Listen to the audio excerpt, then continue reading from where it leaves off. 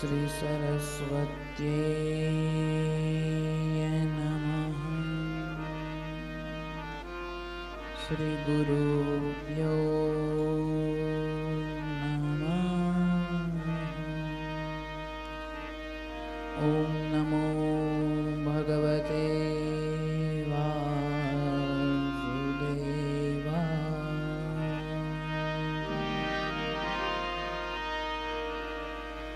वंशी विभूषितकरान्नवनीरदाभा पीताम्बरादरुणबिम्बफलान्तरो पूर्णेन्दुसुन्दरमुखातयरविन्दनेत्रा कृष्णात् परं किमपि तत्त्वमहं न जाने। कृष्ण त्वदीयपदपङ्कजपञ्जरान्ते अद्यैव मे विशतु मानसराजहंस। प्राणप्रयाणसमये कफवातपित्ते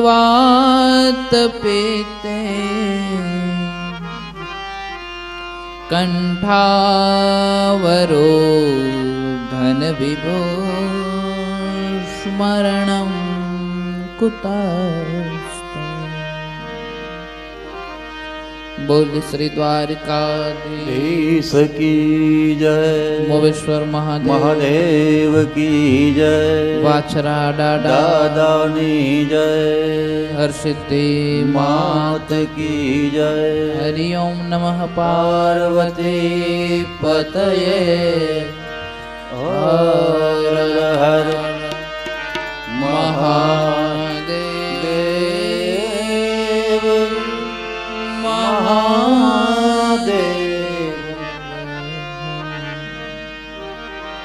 आइए कड़ी तो कड़ी प्रभु नाम नु संकीर्तन करिए। मेरो राधा रमन हरि बोल।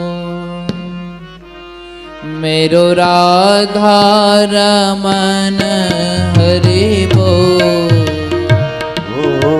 मेरो राधा रमण हरि बोल। मेरो राधा रमण हरि बोल। मेरो राधा रमन हरि बोल। मेरो राधा रमन हरि बोल। मेरो राधा रमण हरि बोल। मेरो राधा रमण हरि बोल। हरि बोल हरि बोल हरि बोल। हरि बोल हरि बोल हरि बोल। हरि बोल हरि बोल हरि बोल। हरि बोल हरि बोल हरि बोल। हरि बोल हरि बोल हरि बोल। हरि बोल हरि बोल हरि बोल। हरि बोल हरि बोल हरि बोल। હરિ બોલ હરિ બોલ હરિ બોલ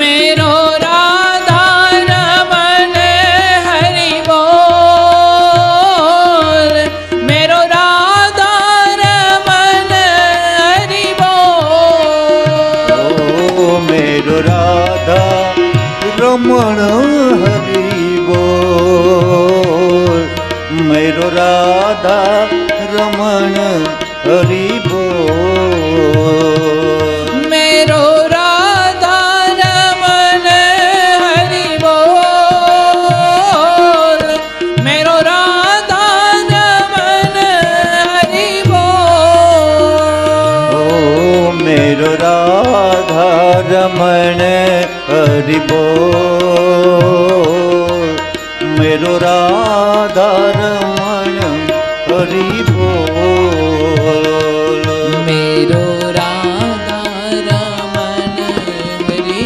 बोल, મેરો રાધા રમણ હરિ બોલ मेरो राधा रमन हरि बोल, મેરો मेरो राधा रमन हरि बोल, मेरो राधा रमन हरि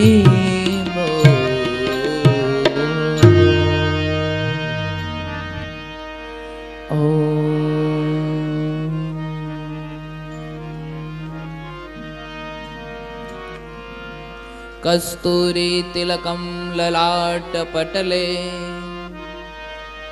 वक्षस्थले कौस्तुभम् नासाग्रे वरमौक्तिकं करतले वेणुकरे कङ्कणम् सर्वाङ्गे हरिचन्दनं सुललितं कंठे च मुक्तावली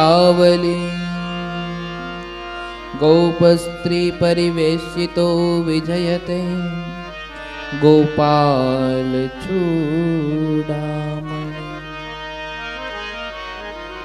कृष्णं नारायणं वन्दे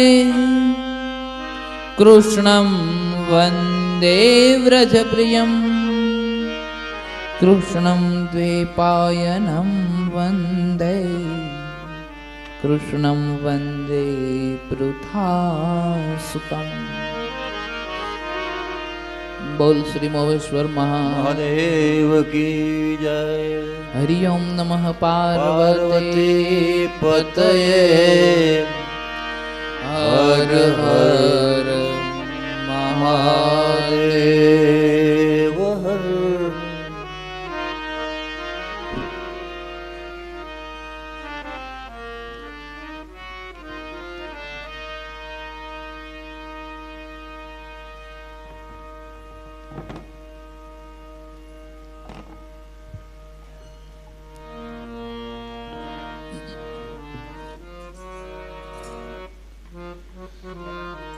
श्रीहरिं परमानंदम उपदिष्टारमेश्वरम व्यापकं सर्वलोकानां कारणं त्वं नमाम्यहम्। परमात्माની દિવ્ય કથા, પવિત્ર લીલા, સુંદર મહિમા, આજની આ કથામાં પ્રવેશ કરીએ એ પહેલા મોવેશ્વર મહાદેવને વંદન કરીએ, વાછરા દાદાને વંદન કરીએ, હર્ષિતે માતાને વંદન કરીએ, દ્વારિકાધીશના ચરણ કમલોમાં વંદન કરીએ, જગતના સર્વ સંતોને વંદન કરીએ, આપ સર્વના હૃદય કમળમાં બિરાજમાન આત્મ સ્વરૂપ પરમાત્માને અમારા જાજા કરીને જય શ્રી કૃષ્ણ, જય સિયારામ, ઓમ નમઃ શિવાય, ઓમ નમો નારાયણ।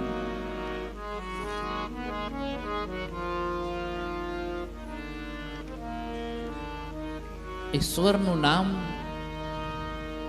એ એક પ્રકારનું કવચ છે.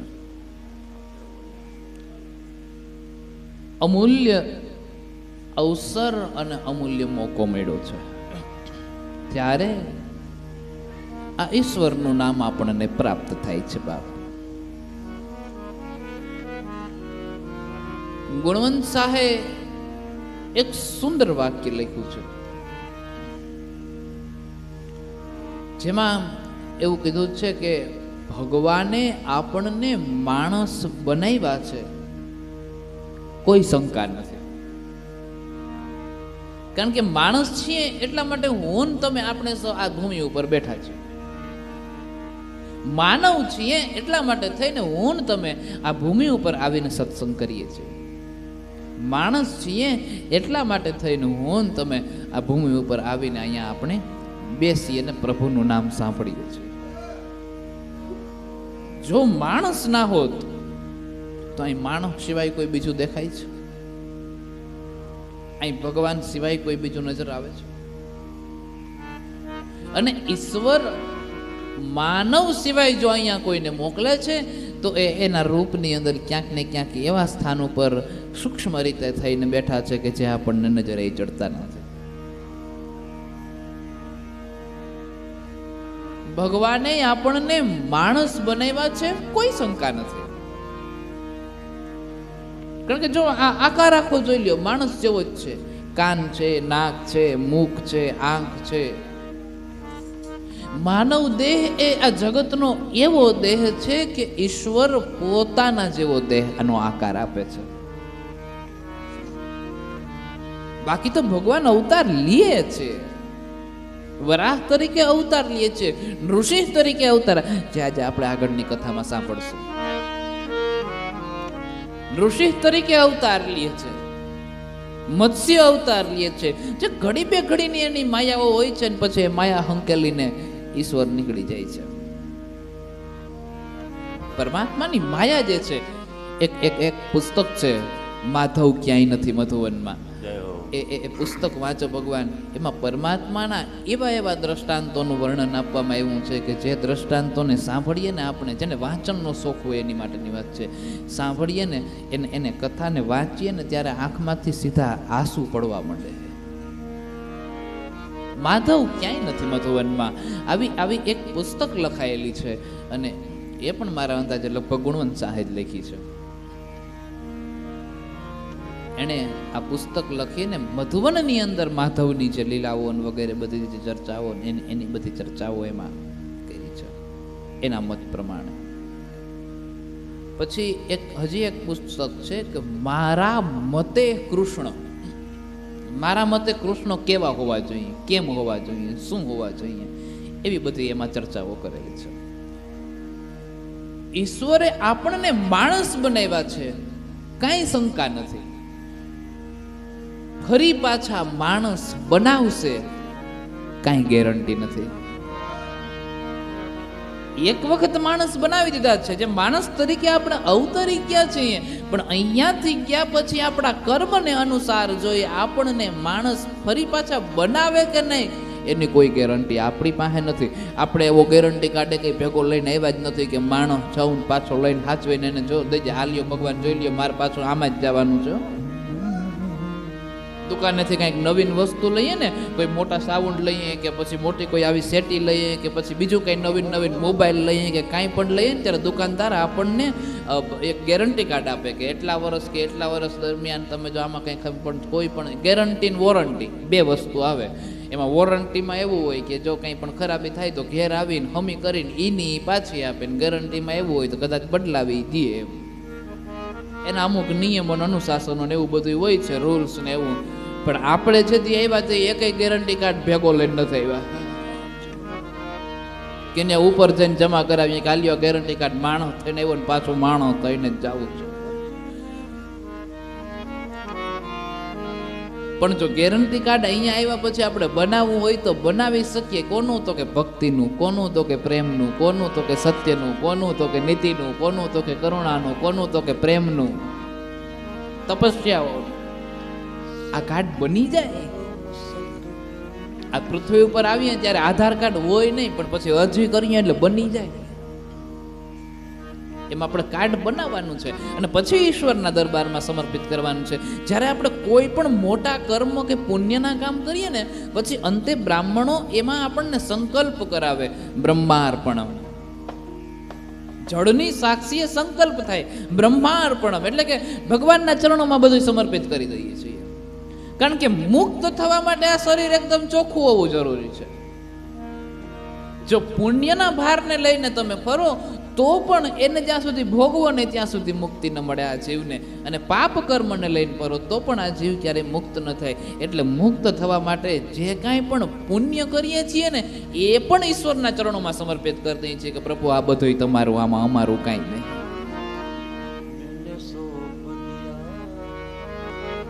जीवन का सब भार तुम्हारे हाथों में, मैंने सौंप दिया इस जीवन का सब भार तुम्हारे हाथों में.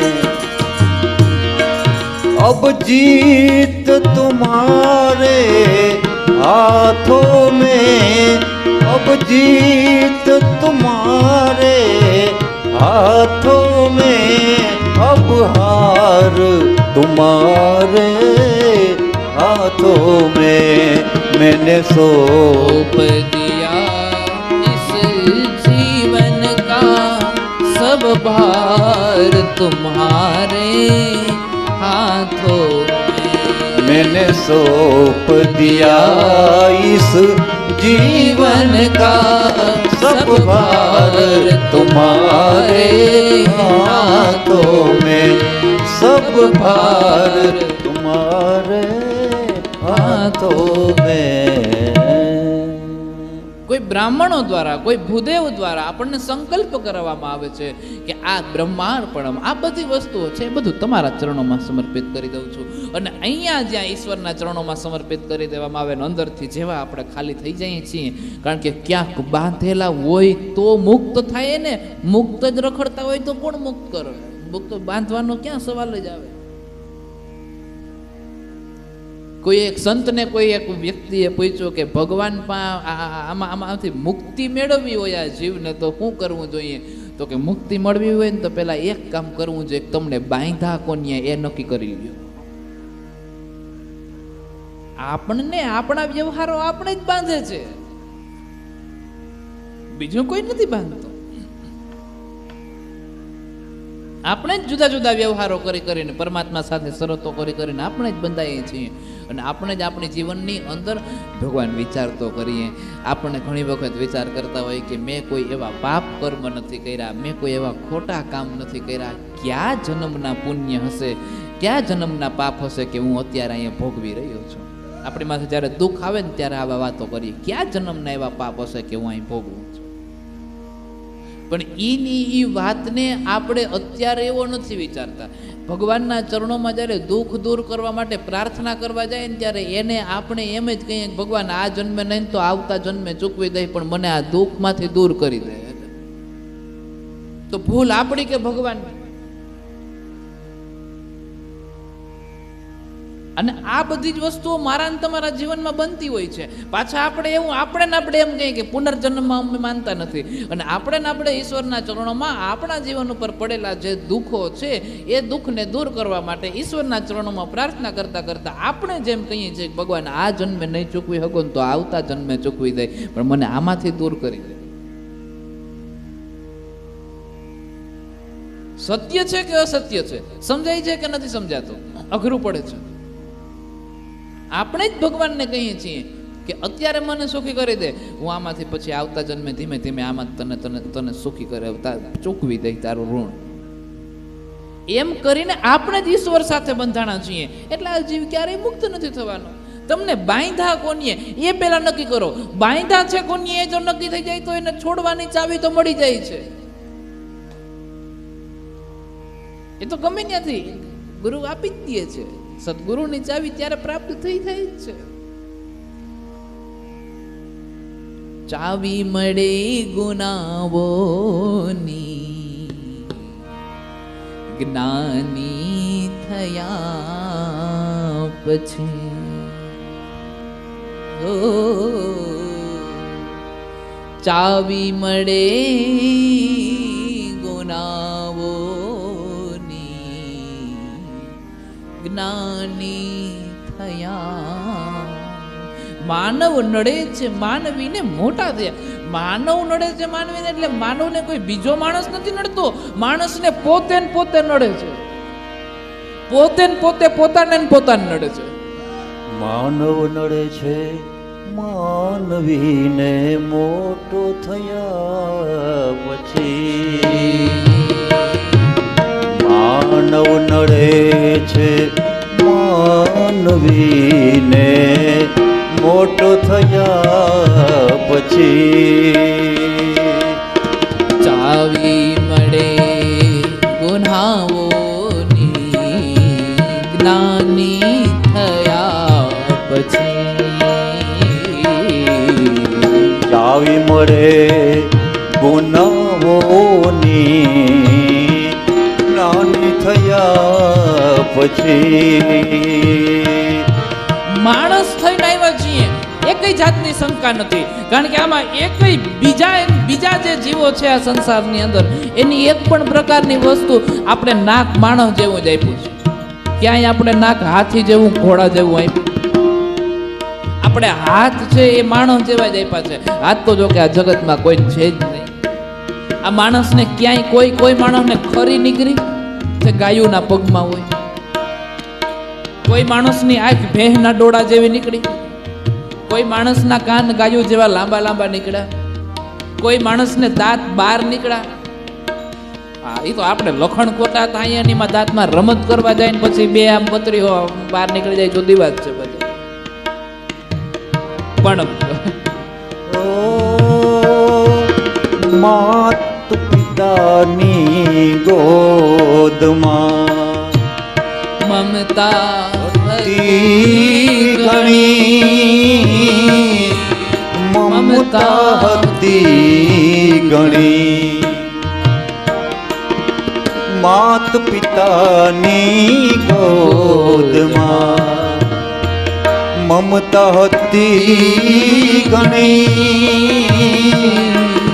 મમતા હતી ઘણી.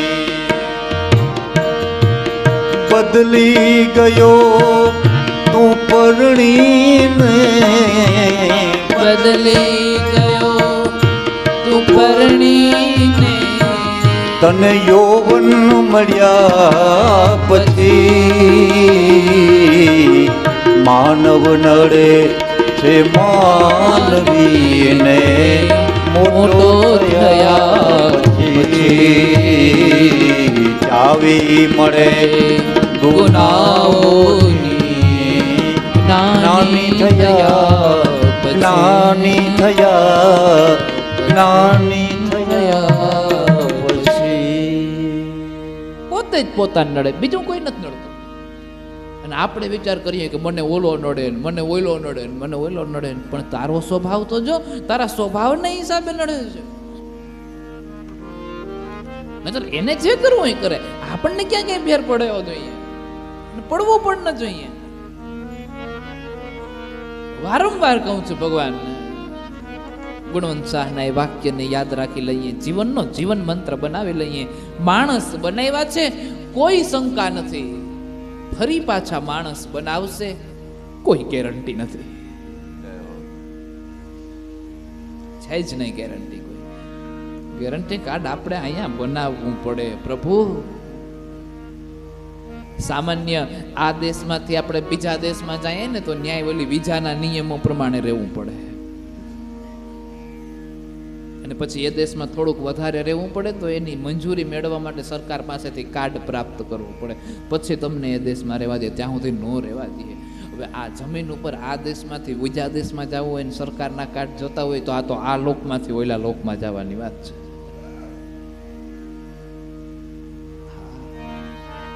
સ્વલોકમાં જવાની વાત છે. અને આપણો સ્વલોક ઈ જ છે. સ્વ એટલે પોતાનો, અને લોક આ તો આપણે પરલોકમાં આવ્યા અટાણે તો પરલોકની અંદર આટા મારીએ છીએ. એટલે તો આ આખી જિંદગી ફાફા મારતા. આપણે અજાણ્યા પ્રદેશની અંદર જઈએ એટલે આખી જે આપણે 5 દી 10 દી કે 15 દી આપણે ફરવા માટે નીકળીએ જ્યારે ઘરેથી, ત્યારે કેવો વિચાર કરીએ છીએ કે ક્યાં રોકાશું, ક્યાં ખાશું, સારી હોટલ ગોતીએ, સારી જગ્યા ગોતીએ, સારો આશ્રમ ગોતીએ, સારી જગ્યાએ રહેવાનું ગોતીએ, સારી જગ્યાએ ફરવાનું ગોતીએ, સારી જગ્યાએ બેસવાનું ગોતીએ. એમ આપણે પરલોકમાં આવ્યા છીએ. અહીં 90 વર્ષ સુધી આપણે ગોતા જ કરીએ. હવે આ મકાનમાં આમ સારું થઈ જાય તો સારું, હવે આમ જેટલું સારું થઈ જાય તો સારું, આનું સંગ થઈ જાય તો સારું, સારા માણસ પાસે બેહાઈ જાય તો સારું, આની સંગ રીતે આની રીતે મિત્રતા થઈ જાય તો સારું. આખી જિંદગી ગોતવા સિવાય શું કામ કરીએ? આ ફરવા આવ્યા અહીંયા, આપણે બધાય ફરવા આવ્યા, હું ફરવા આવ્યો છું. હું અહીં બેઠો બેઠો ગોતું, જો ક્યાંક ચડી જાય તો સાબર.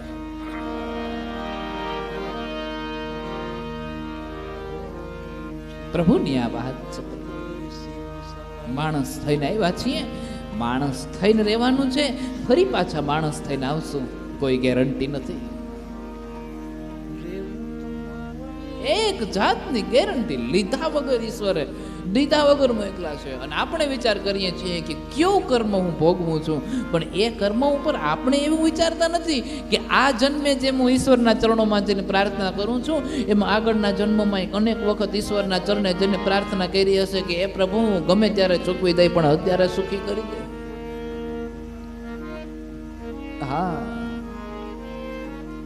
મંદિરની અંદર બેઠેલા ઈશ્વરને આપણે રોજ એવી પ્રાર્થના કરીએ છીએ. એટલે આ માનવ જન્મને સફળ કરવા માટે થઈ આવા સત્સંગને સાંભળી લેવો જોઈએ. જીવનમાં 2 વસ્તુઓ આડી આવે છે, એક માણસને ભજન કરવાનું હોય અને એક માણસને કામ કરવાનું હોય. પણ ક્યારેક ક્યારેક બંને ભેગું થતું હોય, ભજનય થતું હોય અને કામય થતું હોય. તો ત્યારે શું કરવું? તો સંતોએ એવું કીધું, પહેલા ભજન કરી લેવું, કામ પછી કરવું. જો ભજન થઈ જશે તો ભજનના ભરોસે બીજા કામ થઈ જશે. પહેલા ભજન કરી લેવું, અને પહેલા ભજન થઈ જાય, કામ પછી કરવા. એ અંદર બેઠો એના ઉપર વિશ્વાસ એટલો તો હોવો જોઈએ ને બાપ, એટલો ભરોસો તો હોવો જોઈએ. શ્વાસ અંદર જઈને પાછો નીકળે કે ના નીકળે એની આપણને ખબર ના હોય ને એમાં આપણે 80 વર્ષ કાઢી નાખતા હોય તો પછી 80 વર્ષે તો એટલો ભરોસો બેસવો જોઈએ કે નહીં? 80 વર્ષે તો એટલો વિશ્વાસ બેસવો જોઈએ કે નહીં?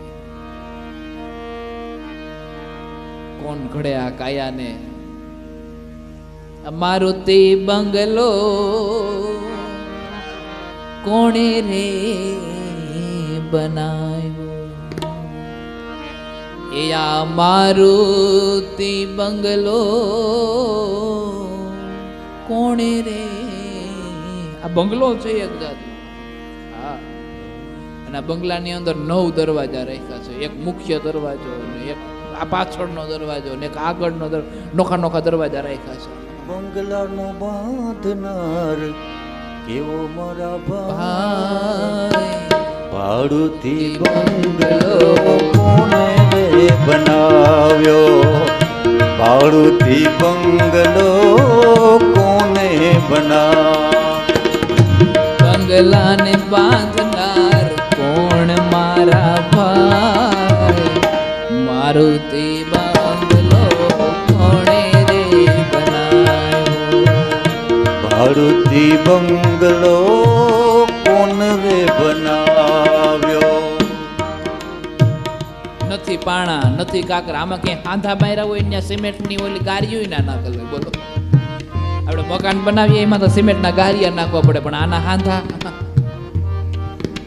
આમ વાળવું હોય તો વળી જાય, સીધું કરવું હોય તો સીધું થઈ જાય. મારુતિ બંગલો કોણે રે બનાવ્યો? મારુતિ બંગલો કોને રે બનાવ્યો? આ મારુતિ બંગલો કોણે રે બનાવ્યો? બંગલાનો બાંધનાર કેવો મારા ભાઈ? મારુતિ બંગલો કોને રે બનાવ્યો?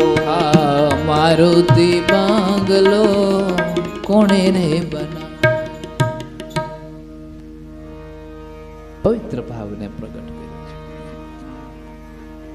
એટલે ગેરંટી કાર્ડ બનાવી લઈએ આપણે બધાએ. આ આપણે ગેરંટી કાર્ડ હવે બસ બનવાની તૈયારી છે. હવે ઈશ્વરની ખાલી સહી કરવાની વાર છે કે બસ હું પોતે સહી કરી દઉં એમ. લિખિતમ પેલું નરસિંહ મહેતા લખતો ને કે લિખિતમ નરસિંહ મહેતા પોતે. જુનાગઢમાં પછી ભલે બધા ગોતે કે પણ અહીંયા પોતે એમ કરીને લખી નાખું. રૂપિયા છે હો હાથ, હાથ હો લખતા નથી આવડતું એટલે હો હાથ, હાથ વાર હો એટલે 700. આવી ચર્ચાઓ છે. આ રીતે આ સૃષ્ટિની અંદર અનેક અનેક દેવીઓ શક્તિઓ, અસુરી શક્તિઓ, દાનવો, રાક્ષસો આ બધા જ આવ્યા છે. એ દક્ષે 10,000 પુત્રને ઉત્પન્ન કર્યા છે. 10,000 જે પુત્રો હતા એ બધા નારાયણ સરોવરના કિનારે પશ્ચિમ દિશાની અંદર કોટેશ્વર મહાદેવની બાજુમાં નારાયણ સરોવર આવ્યું છે. ત્યાં અમે 6-7 મહિના સેવા પણ કરી છે. અમારા સૌભાગ્ય છે. કહેવાય છે કે પશ્ચિમ દિશાના સૂર્યની અંતિમ કિરણો જે છે એ કોટેશ્વર મહાદેવ ઉપર પડે છે અને પછી સૂર્યનારાયણ આથમી જાય છે. છેલ્લી કિરણો કોટેશ્વર મહાદેવ ઉપર પડે છે, પછી ત્યાંથી એ અસ્ત થઈ જાય છે. સમુદ્રના કિનારા ઉપર ડાયરેક્ટ સીધી એ કિરણો કોટેશ્વર મહાદેવની શિવલિંગ ઉપર આવે. એવું સુંદર મજાનું દ્રશ્ય હોય. અત્યારનો જે સમયગાળો હોય ને એ આ સમયે શિયાળાનો સમય હોય. એ સમયની જે સંધ્યાનો જે સમય હોય ને એ ગર્ભગૃહની અંદર એવું સુંદર સૂર્યનારાયણની કિરણો પડતું હોય ને એવું દ્રશ્ય અમે તો નજરે નિહાળ્યું એટલે ખ્યાલ છે, પણ એ આનંદ આખો જુદો હોય છે. એટલે નારાયણ સરોવર ગયા છે, ત્યાં ભજન કરે છે. નારદજી આવ્યા અને એને સંન્યાસી બનાવી દીધા. પછી 1000 પુત્રને ઉત્પન્ન કર્યા નારદજી, એને પણ સંન્યાસી બનાવી દીધા. દક્ષ રાજા ક્રોધિત થયા અને દક્ષ રાજાએ નારદને શ્રાપ દીધો કે ક્યાંય તમે સ્થિર થઈને ભક્તિ નહીં કરી શકો, કારણ કે સ્થિર થાવ તો સત્સંગ થાય અને સત્સંગ થાય તો વૈરાગ જાગે, એટલે તમે ક્યાંય સત્સંગ નહીં કરી શકો. આ બધી જે ચર્ચાઓ કરી છે. એ બાદ બ્રહ્માજીના આદેશથી દક્ષને 60 દીકરીઓ થઈ. એ 60 દીકરીઓની ચર્ચા કરવામાં આવી છે. પરીક્ષિતે પૂછ્યું, દેવી સૃષ્ટિ, અસુરી સૃષ્ટિ, દેવતાઓ, અસુરો આ બધી જ જે વસ્તુઓ છે કઈ રીતે કેમ બની છે એના વિસ્તારની કથા કહીને સમજાવો. અને ત્યારે સુખદેવજીએ સુંદર દક્ષના પ્રાગટ્યનું વર્ણન કરીને બતાવ્યું છે અને દક્ષના વંશોનું વર્ણન કરીને બતાવ્યું છે. એમાંથી 60માંથી 10 દીકરીઓ ધર્મને દીધી છે. કશ્યપને 13 દીકરીઓ પરણાવી છે. ચંદ્રને 27 દીકરીઓ પરણાવી છે. પછી અંગિરાને 2, કૃષાશ્વને 2 અને ત્રાક્ષને 4, આવી રીતે 60 દીકરીઓનું વર્ણન કરીને બતાવ્યું છે. એ બાદ દક્ષની જે 60 દીકરીઓ હતી એના વંશોનું વર્ણન કરીને દર્શાવ્યું છે. એના વંશોનું વર્ણન કરતા સુંદર રીતે કીધું છે, વિપ્રચેતે સિંહંકાયામ સતમ ચેકમ જીજન્નત રાહુ જ્યેષ્ઠમ કેતુ સતમ ગ્રહત્વમ ય ઉપાગતઃ અથાત શ્રૂયતામ વંશો યોદિતેરનુપર્વશઃ યત્ર નારાયણો દેવો શ્વાસેનાવતરદ વિભુ. વિપ્રચિતની પત્ની સિંહિકા એના ગર્ભથી 100 પુત્ર ઉત્પન્ન થયા. એમાંથી એક પુત્ર જે સૌથી મોટો છે એનું નામ રાહુ થયું છે અને એ રાહુને ગ્રહોની અંદર સ્થાન આપવામાં આવ્યું છે. ગ્રહત્વમ ય ઉપાગત, ગ્રહોની અંદર એને સુંદર સ્થાન મૂકવામાં આવ્યું છે. રાહુ એવું નામ થયું છે. એ બાદ શેષ પુત્રનું નામ કેતુ થયું. પરીક્ષિત ક્રમશઃ અદિતિના વંશ પરંપરાને હું તમને કહીને સંભળાવું છું, એને સાંભળો. આ પરંપરાની અંદર દેવાધિદેવ નારાયણ એના અંશ સ્વરૂપે એ અદિતિના વંશની અંદર વામન ભગવાન સ્વરૂપે બટુક રૂપની અંદર પ્રગટ થયા હતા. એની ચર્ચા એ કથા વિસ્તારથી આગળ આવશે, પરંતુ પહેલા નૃષિક પ્રાગટ્યની કથા સમજાય છે. કઈ રીતે વામન ભગવાનને અવતાર ધારણ કરવો પડ્યો, આ બધી ચર્ચાઓ વિસ્તારથી આવતીકાલે કરશું. એ બધી જ વાતો થઈ છે. અદિતિના પુત્ર થયા છે વિવસ્વાન, અર્યમા, પૂષા, ત્વષ્ટા, સવિતા, ભગ, ધાતા, વિધાતા, વરુણ, મિત્ર, ઇન્દ્ર અને ત્રિવિક્રમ. ત્રિવિક્રમ એ જ વામન ભગવાન. ત્રિવિક્રમ આ 12 પુત્ર થયા છે, અને આ જે 12 દીકરાઓ છે એને જ આપણામાં 12 આદિત્ય કહેવામાં આવે છે, એવું વર્ણન કર્યું છે. ધાતા વિધાતા વરુણો, મિત્ર શક્ર ઉરુક્રમ. આ જે 12 દીકરાઓ છે એ 12 દીકરાઓને જ આદિત્ય કીધા છે. વિવસ્વાનના પત્ની છે જેનું નામ છે મહાભાગ્યવતી. એ મહાભાગ્યવતીના ગર્ભથી શ્રાદ્ધ દેવ ઉત્પન્ન થયા, અને શ્રાદ્ધ દેવ છે એ જ વૈવસ્વત મનુ. મનુના જે મન્વંતરના જે મનુ કહેવાય એ વૈવસ્વત મનુ.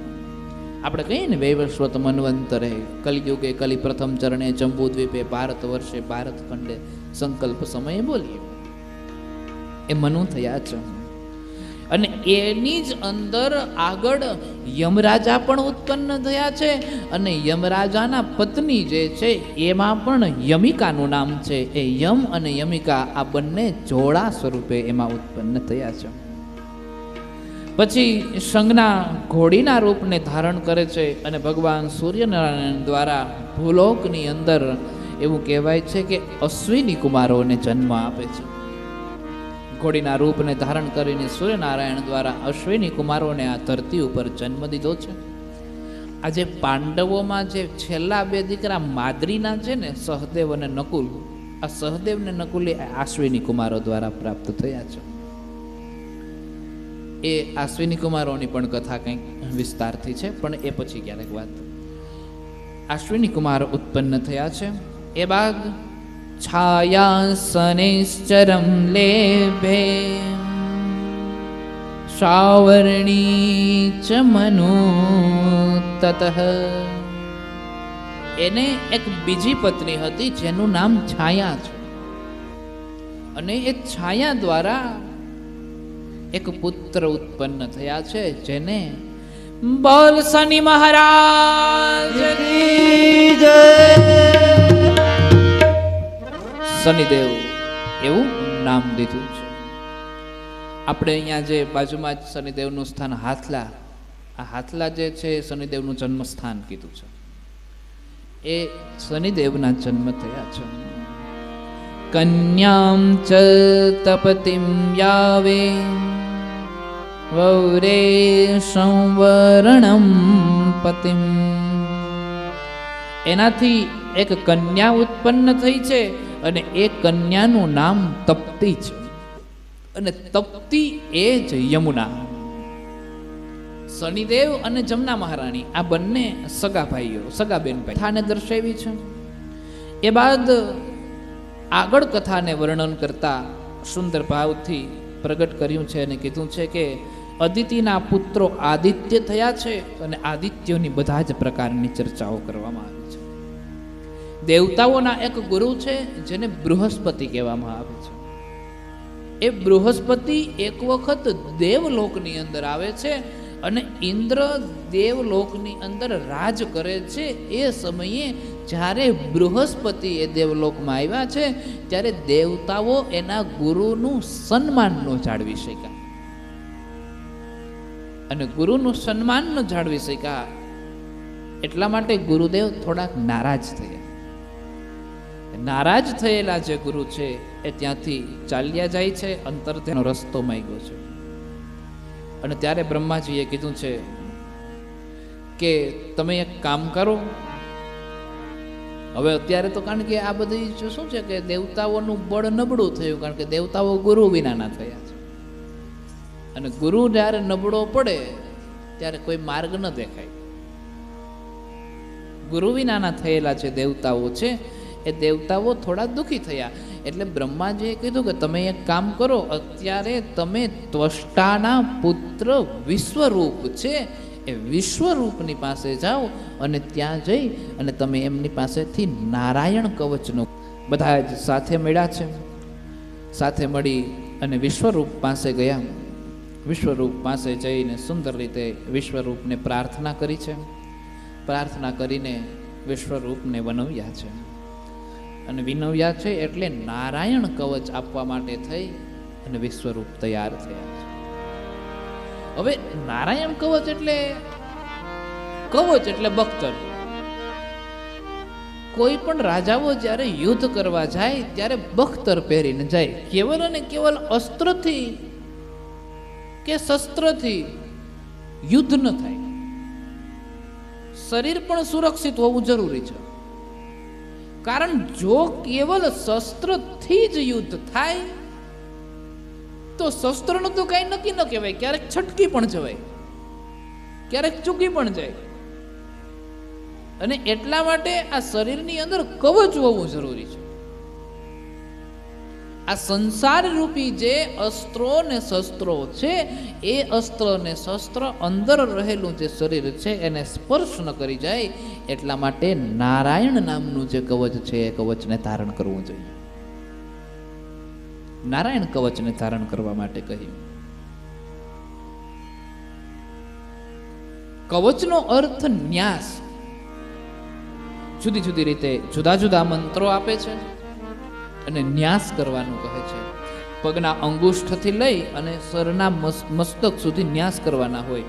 બાહુઓના ન્યાસ કરવાના હોય, હૃદયનો ન્યાસ કરવાનો હોય, બે નેત્રોનો ન્યાસ કરવાનો હોય, અહીંયા શિખાનો ન્યાસ કરવા, પાછળ શિખા હોય ચોટી, હવે તો આપણે કોઈ રાખતા નથી પણ શિખા હોય એનો ન્યાસ કરવાનો હોય, મુખનો ન્યાસ કરવાનો હોય. આ ન્યાસથી ભગવાન એની રક્ષા કરે છે. જુદા જુદા પગના ન્યાસ, અંગૂઠેથી લઈને ન્યાસ કરવાની શરૂઆત થતી હોય. ઘણી વખત તમે જો પૂજા કરવા બેઠા હોય તો બ્રાહ્મણો દ્વારા ન્યાસ થઈ જાય, એ બાદ ચોખા હાથમાં આપવામાં આવે, 10 દિશાઓ છાંટવામાં આવે ને પછી આપણને એવું કહે કે ડાબા પગની પેની જમીન ઉપર 3 વખત પછાડો. પછી આપણે ડાબા પગની પેની જમીન ઉપર 3 વખત પછાડીએ. એવી એક પ્રક્રિયાઓ આવે છે ન્યાસમાં. એટલે ન્યાસ કરવા માટે, ન્યાસ જ્યારે તમે કરો છો ત્યારે કવચ શરીરને પ્રાપ્ત થાય છે. ભગવાનનું ભજન, ભગવાનનો સત્સંગ, ભગવાનનું કીર્તન. ન્યાસનો અર્થ, કવચનો અર્થ એ થયો કે સતત અને સતત, સતત અને સતત, સતત અને સતત આપણે ભગવાનના ભજનમાં લીન રહેતા હોવા જોઈએ, જેથી કરીને કોઈ પણ એવી શક્તિઓ જે છે આપણને હેરાન કરવા માંગે છે હેરાન ન કરી શકે, એ આપણને દુઃખી ન કરી શકે. સવારે ઉઠતાની સાથે સર્વપ્રથમ આપણે હાથને જ ભગવાન સમજીએ ને હાથને કરાગ્રે વસતે લક્ષ્મી કરમૂલે સરસ્વતી કરમધ્યે તુ ગોવિંદમ પ્રભાતે કરદર્શનમ. કરાગ્રે વસતે લક્ષ્મી કરમૂલે સરસ્વતી કરમધ્યે તુ ગોવિંદમ પ્રભાતે કરદર્શનમ. ઘણા માણસોને ઉઠતાની સાથે જ પોતાની હાથની હથેળી જોવાની ટેવ હોય. અહીંયા જ સરસ્વતી છે, અહીંયા જ ગોવિંદ છે, અહીંયા જ મૂલે તુ ગોવિંદમ, લક્ષ્મી પણ અહીંયા જ છે. કરાગ્રે, કરના અગ્રભાગની અંદર લક્ષ્મીજી વસે છે. એનો અર્થ જોજો આપણે ભવિષ્ય કેમાંથી જોવાય? આંગળીઓમાંથી જોવાય કે નીચે આપેલી જે રેખાઓ હોય એમાંથી જોવાય? રેખાઓમાંથી જોવાય ને. તો લક્ષ્મીને અહીંયા શું કામ ન બેહાડીને અહીંયા શું કામ બેહાડી? કરાગ્રે વસતે લક્ષ્મી, કરના અગ્ર, કર કહેતા હાથ, હાથના અગ્રભાગની અંદર લક્ષ્મીજી બેરા. કરાગ્રે વસતે લક્ષ્મી લક્ષ્મીજીને અહીંયા આગળ શું કામ બેસાડી, અહીં રેખાઓમાં શું કામ નથી બેસાડી? કારણ કે રેખામાંથી તો ભવિષ્ય નક્કી થાય છે. એને ભવિષ્ય કોણ નક્કી કરી શકે? તો કે દ્વારિકાધીશ સિવાય ભવિષ્ય કોઈ નક્કી ના કરી શકે.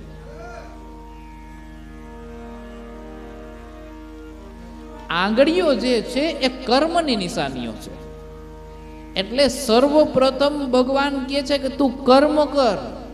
જો તારા કર્મ સારા થશે તો તારી હાથની રેખાઓ ઓટોમેટિક સારી થઈ જશે. કર્મ કરો પછી રેખા જો.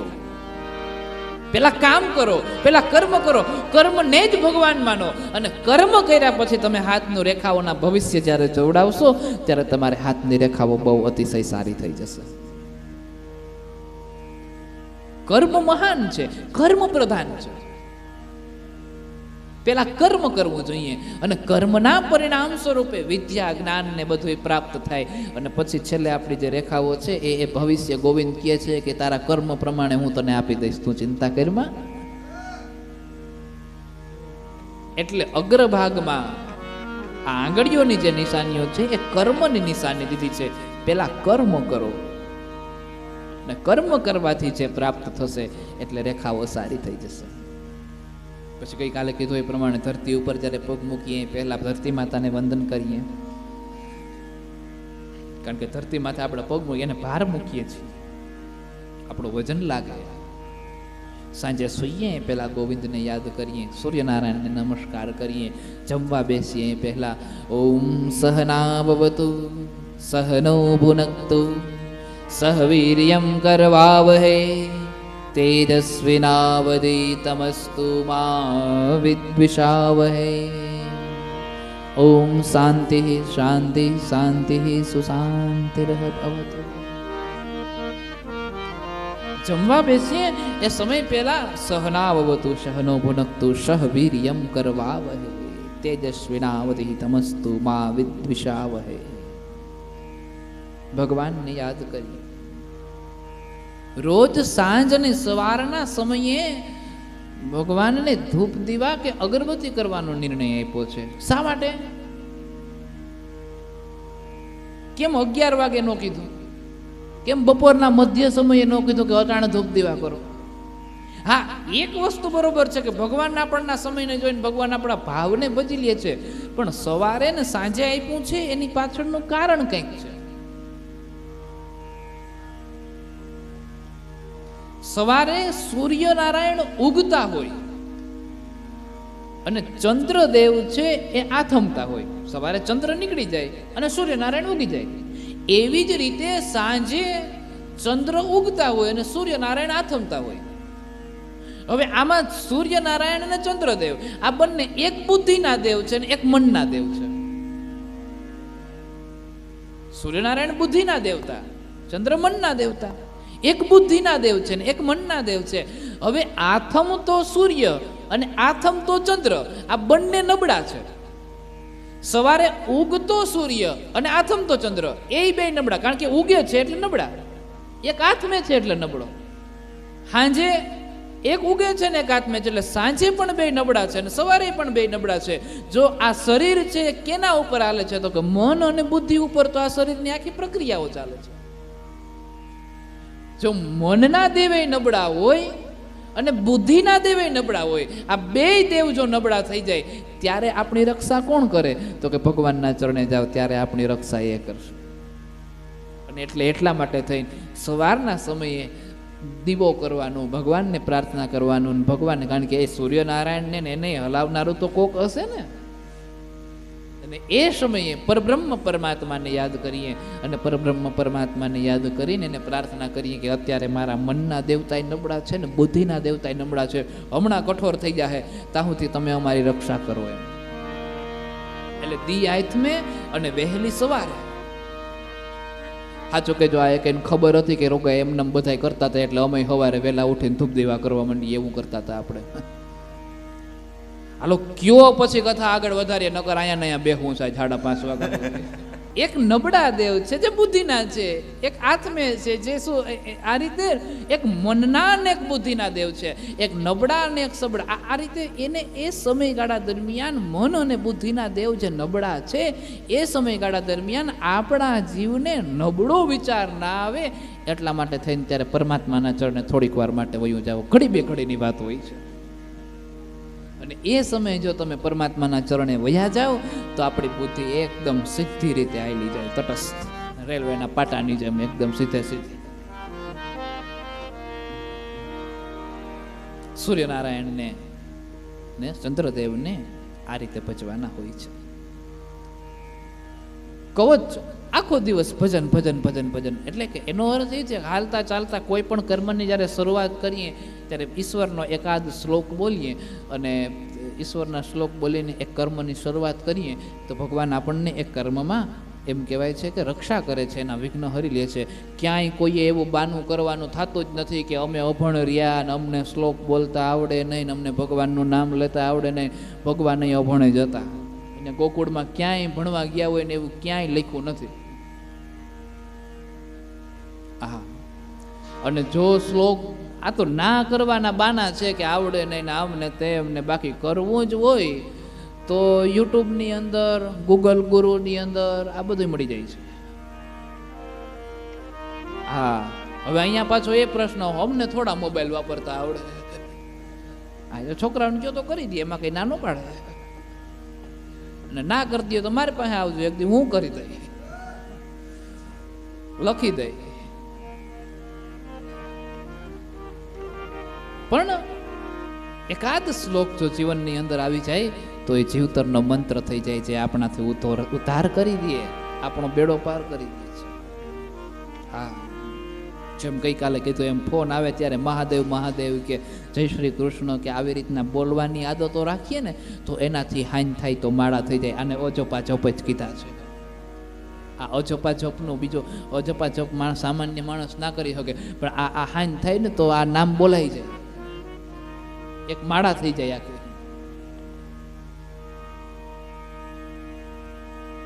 પવિત્ર ભાવને સમજાવ્યો છે. નારાયણ કવચનો મહિમા દર્શાવ્યો છે.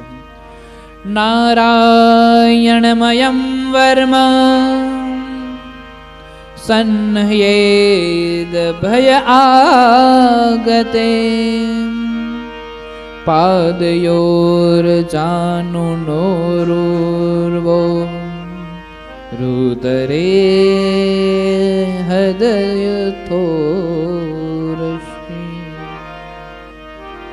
મુખે શિરસ્યાનુપૂર્વ્યા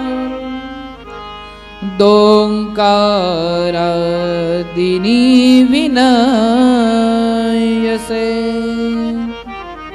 ઓમ નમો નારાયણાયેતિ વિપર્યયમથા પીવા.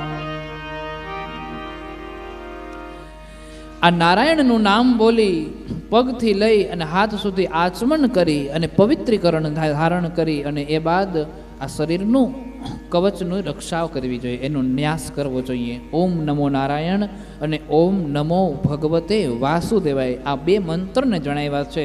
એનાથી હૃદયના અંગન્યાસથી અંગુષ્ઠ સુધીના કરન્યાસ સુધીનો વાતને વર્ણવ્યું છે.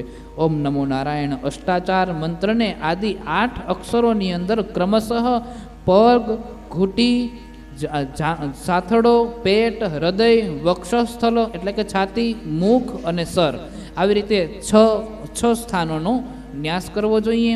ઓમ નમો ભગવતે વાસુદેવાય 12 મંત્ર છે, એટલે એનો પણ અલગ અલગ રીતે ન્યાસ કરવાનો મહિમા દર્શાવ્યો છે.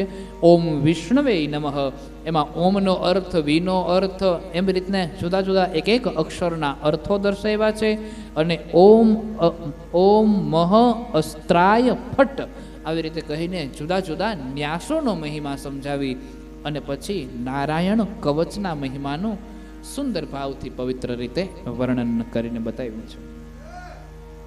વેદો કહે છે કે મારો હાથ જ ભગવાન છે, એટલે ઉઠતાની સાથે જ ભગવાનના દર્શન કરો તો હાથ જોઈ લ્યો. ઉઠતાની સાથે ઈશ્વરના દર્શન કરવા માટે હાથ જોવો જરૂરી છે. હાથને ભગવાન માનો, કારણ કે કર્મ છે, કર્મ ઉપર પછી વિદ્યા થાય છે, પછી રેખાઓ સારી બની જાય છે. આ બધી ચર્ચાઓ કરી છે. દિવસ આખો પ્રાર્થના કરતા રહીએ વગેરે બધી જ વાતો કરી છે. હવે વાત આવી છે વિશ્વરૂપની. એ વિશ્વરૂપની હત્યા થઈ, એટલે વિશ્વરૂપની જેવી હત્યા થઈ છે એટલે ભગવાન ઇન્દ્રદેવ વિશ્વરૂપ પાસે મદદ માગવા માટે ગયા હતા. એટલા માટે થઈને ભગવાન ઇન્દ્રદેવને વિશ્વરૂપની હત્યાનું બ્રહ્મ હત્યાનું પાપ લાગ્યું. હવે બ્રહ્મ હત્યાનું પાપ ઇન્દ્ર મહારાજ ઉપર આવ્યું છે, એટલે આ બ્રહ્મ હત્યાને ઇન્દ્રએ પૃથ્વી ઉપર 4 ભાગમાં વહેંચી દીધી.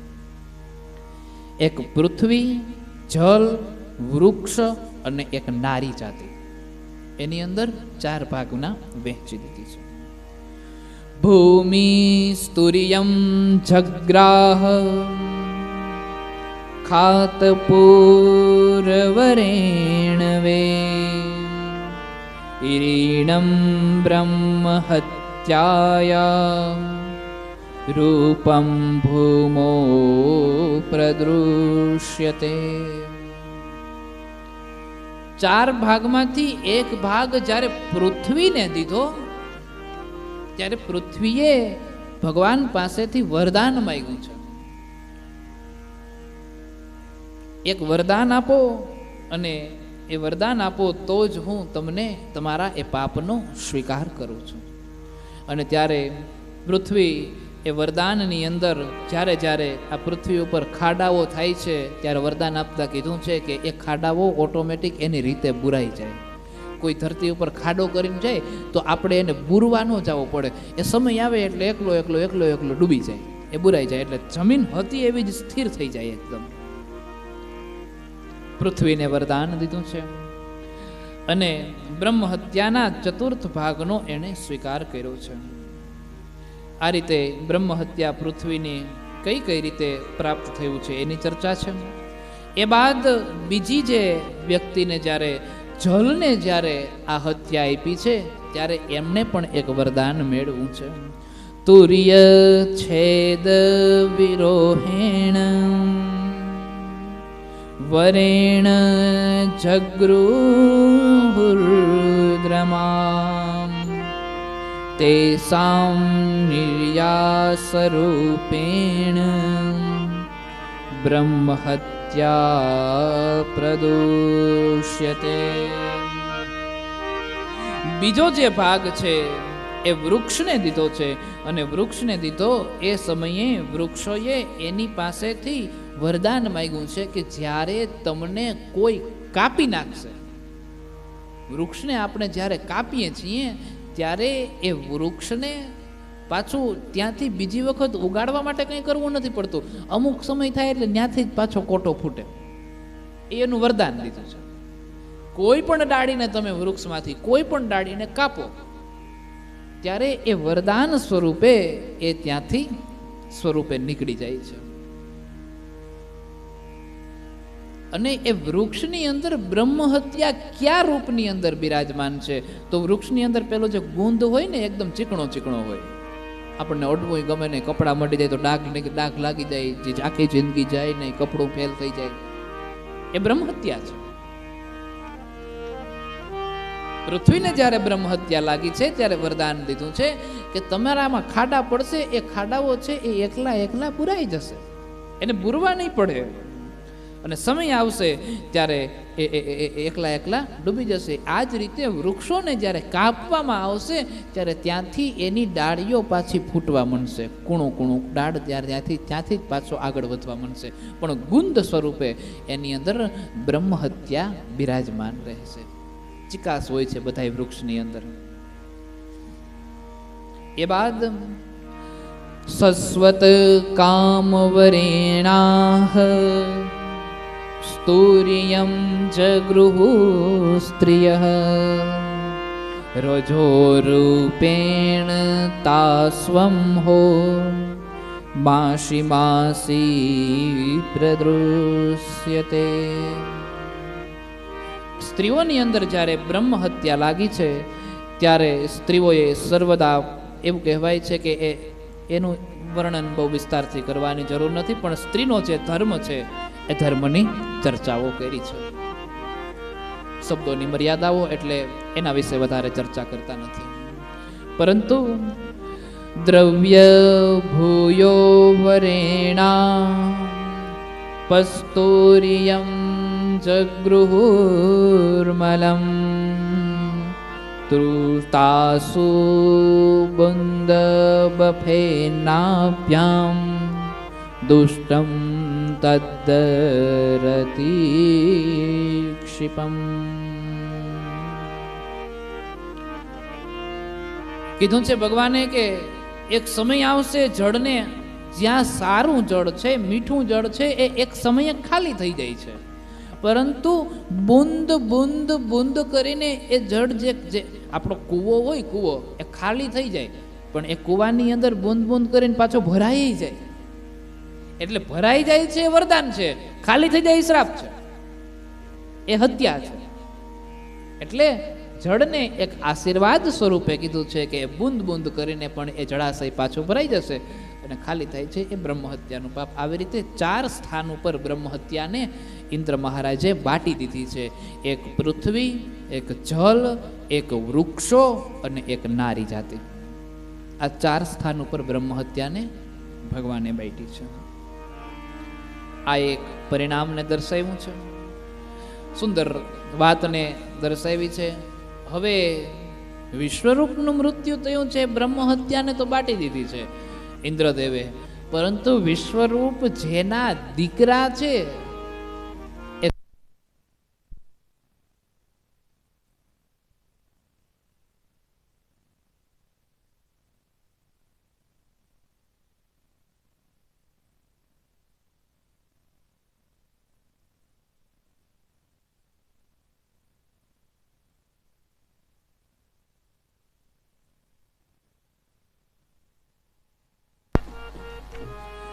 પરંતુ વિશ્વરૂપ જેના દીકરા છે એનું નામ ત્વષ્ટા છે.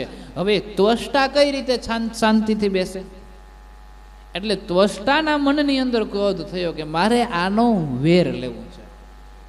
એટલે એ ત્વષ્ટા એ દક્ષિણાગ્નિની અંદર હોમ કરે છે અને દક્ષિણાગ્નિની અંદર હોમ કરીને એમાંથી એને વૃત્રાસુર નામનો એક રાક્ષસ પ્રકટ કર્યો છે. આ વૃત્રાસુરની કથા જો તમને યાદ હોય તો આગળની કથાઓમાં આપણે શિવ મહાપુરાણમાં સાંભળ્યું હતું કે દધીચી ઋષિના હાડકાઓ માંગવા જાય છે અને દધીચી ઋષિ એનું હાડકાનું જે કરોડરજ્જુનું જે હાડકું હોય ને એ આપે છે અને એનું શસ્ત્ર બનાવે છે ને એનાથી પછી વૃત્રાસુરને મારી નાખે છે. એ વૃત્રાસુરનું પ્રાગટ્ય થયું છે. બધા જ દેવો ફરી પાછા એના ત્રાસથી ત્રાસી ગયા છે, ભગવાન પાસે ગયા છે. ભગવાનના આદેશ પ્રમાણે બધા જ દેવતાઓ દધીચી ઋષિ પાસે ગયા. દધીચી ઋષિએ એના કરોડરજ્જુનું હાડકું દીધું છે અને હાડકાનું વજ્ર બનાવ્યું. ઇન્દ્રદેવ એના અશ્વાર ઉપર સવાર થઈ અને એમની સાથે યુદ્ધ કરે છે.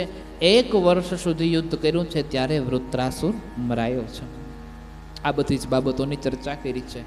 વૃત્રાસુર એ પાર્વતીના શ્રાપને કારણે અવતારને ધારણ કરે છે વગેરે બધી જ ચર્ચાઓ છે. અને વૃત્રાસુર જ્યારે મર્યો ત્યારે ભગવાનને પ્રાર્થના કરે છે અને વૈષ્ણવોના ધર્મને કામ, અર્થ, ધર્મ, મોક્ષ વગેરે જે 4 પ્રકારના પુરુષાર્થ છે એના વિશેની માહિતીઓ આપે છે. એ સ્તુતિની અંદર એની ચર્ચા કરવામાં આવી છે.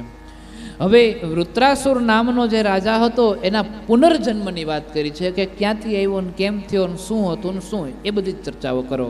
ત્યારે કીધું છે કે ચિત્રકેતુ નામનો એક રાજા છે અને એ ચિત્રકેતુ નામનો જે એક રાજા છે એને 1 કરોડ જેટલી રાણીઓ છે.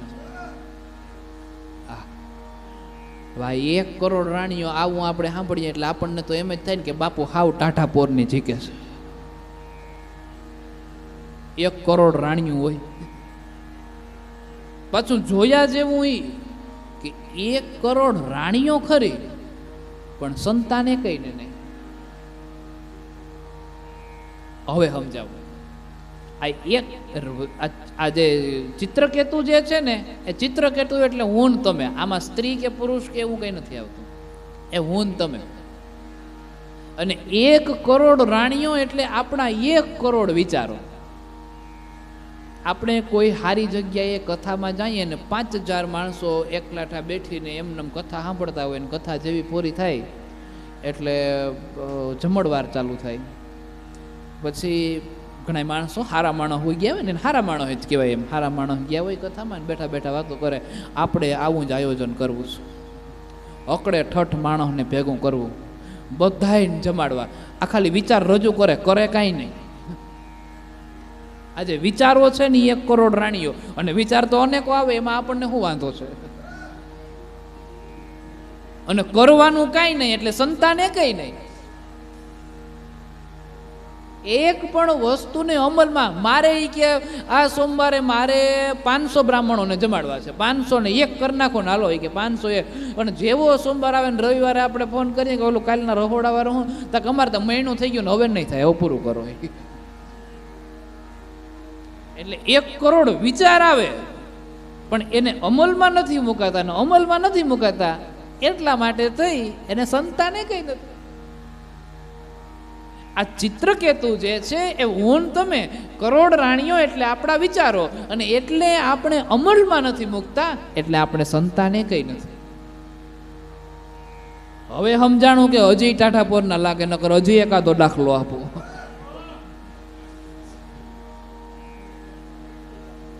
પછી આ વિચારો કરવા જરૂરી છે. કથામાં જઈએ વિચાર આવે, પણ એ વિચારને અમલમાં મૂકવા હોય તો શું કરવું પડે?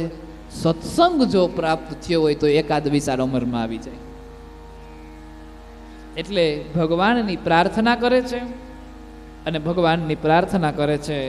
અને આ ઓલું આ વિચારો છે ને, ઓલું કેવું છે ખબર કે મુંગેરી લાલ કે હસીન સપને, દૂરદર્શનમાં એક પેલું ઓલું પિક્ચર આવતું, મુંગેરી સિરિયલ આવતું, મુંગેરી લાલ કે હસીન. જ્યારે ટીવી ને એવું બધું આવા કંઈ ઠાઠમાઠ તો હમણાં થયા થોડાક વર્ષ, બાકી બહુ જ્યારે ઝીણકા આ ઓમ જેવડા હતા તેથી તો ઓલું દૂરદર્શનની દર રવિવારે સવારના પોરમાં એક ફિલ્મ આવતી, એ દર રવિવારે સવારના પોરમાં ટીવી સામું ખડકાઈ જતા આ મોદપ વારી બધા.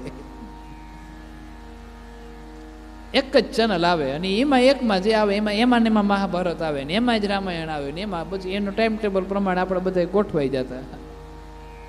એમાં સિરિયલો આવતા ઘણા બધા, બહેનોનો ટાઈમ થાય ત્યારે સોદાણા સાસુના ને એ બધું જોવાય ને પછી અમે એક દાડના પંખી, આ બધા જૂના સિરિયલ આવતા. અમે જોતા એટલે ખબર છે. અમે એક દાડના પંખી, આ પારિવારિક સિરિયલ આવતું.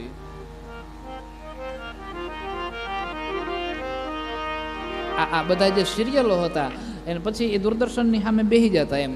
પણ આમ શું છે કે મુંગેરી લાલ કે હસીન સપને વિચારો લઈ આવવાના પણ અમલમાં નહીં મૂકવાના એમ.